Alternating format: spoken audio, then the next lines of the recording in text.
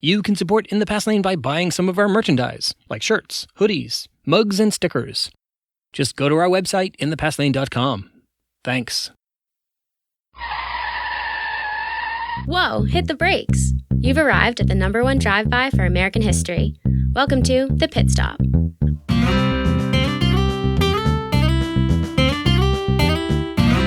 Brought to you by In the Past Lane, the podcast about history and why it matters.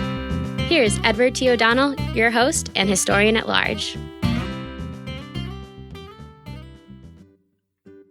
Hi, everyone. Welcome to The Pit Stop, your Monday source for history on the go in just about 5 minutes. If you're new to the podcast, we offer this mini feature every Monday, in addition to our regular full feature episodes, like episode 146, where I speak with military historian Rick Atkinson about his new book about the American Revolution. Here's what happened in American history the week of June 3rd, 2019. Let's start with birthdays. June 3rd, 1808, that's the birthday of the first and only president of the Confederate States of America, Jefferson Davis, who was born in Fairview, Kentucky. Davis was a prominent politician in the decades before the Civil War, most notably as a senator from Mississippi. He was a strident proponent of Southern nationalism and a defender of slavery. On that topic, Jefferson Davis once said, "African slavery, as it exists in the United States, is a moral, a social, and a political blessing." June 3rd, 1926, poet Allen Ginsberg was born in Newark, New Jersey. Ginsberg emerged in the 1950s as a prominent member of the so-called Beat generation.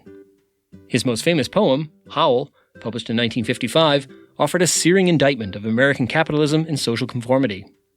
Allen Ginsberg once reflected on his fellow beatnik writers, saying, "Nobody knows whether we were catalysts or invented something, or just the froth riding on a wave of its own. We were all three, I suppose." June 9th, 1768, Samuel Slater was born in Belper, England. Samuel Slater is considered the father of the Industrial Revolution in America. As a youth, he worked in a textile factory. In 1789, armed with this knowledge, he emigrated to the United States. 4 years later, in 1793, in Pawtucket, Rhode Island, he established the first successful textile mill in the U.S., a feat that essentially launched the Industrial Revolution in America. June 9th, 1891, songwriter and composer Cole Porter was born in Peru, Indiana. Cole Porter wrote some of the most memorable songs for hit Broadway musicals like Anything Goes and Kiss Me Kate. They include I've Got You Under My Skin and I Get a Kick Out of You. What about events? June 4th, 1942, the Battle of Midway began. This was a major U.S. victory, just 6 months after Pearl Harbor. Led by Admiral Chester Nimitz, the U.S. Navy inflicted devastating losses on Imperial Japan's Navy, losses that never recovered from. U.S. forces sank 4 Japanese aircraft carriers and 1 heavy cruiser, while also destroying 248 aircraft. June 5, 1851, the first installment of Uncle Tom's Cabin was published in a Boston newspaper.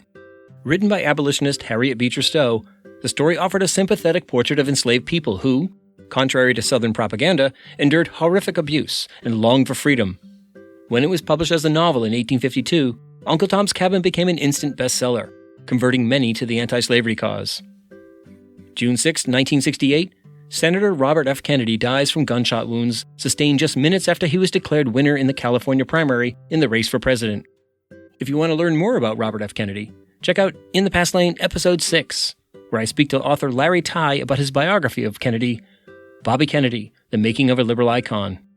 I also recommend you check out the podcast, The RFK Tapes. It's amazing. June 6th, of course, is also the anniversary of D-Day, which began June 6th, 1944, 75 years ago this week. On that day, Allied forces launched a massive amphibious invasion of Nazi-occupied France. It was the beginning of a long and bloody but ultimately successful effort to defeat Nazi Germany and liberate Europe.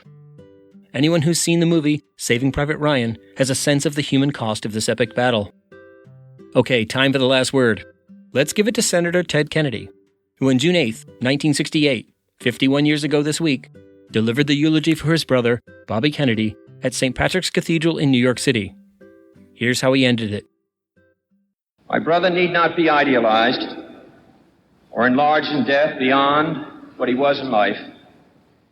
To be remembered simply as a good and decent man who saw wrong and tried to right it, saw suffering and tried to heal it, saw war and tried to stop it.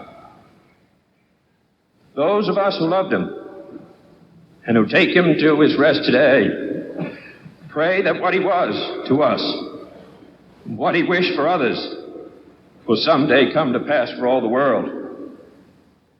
As he said many times in many parts of this nation, to those he touched and who sought to touch him,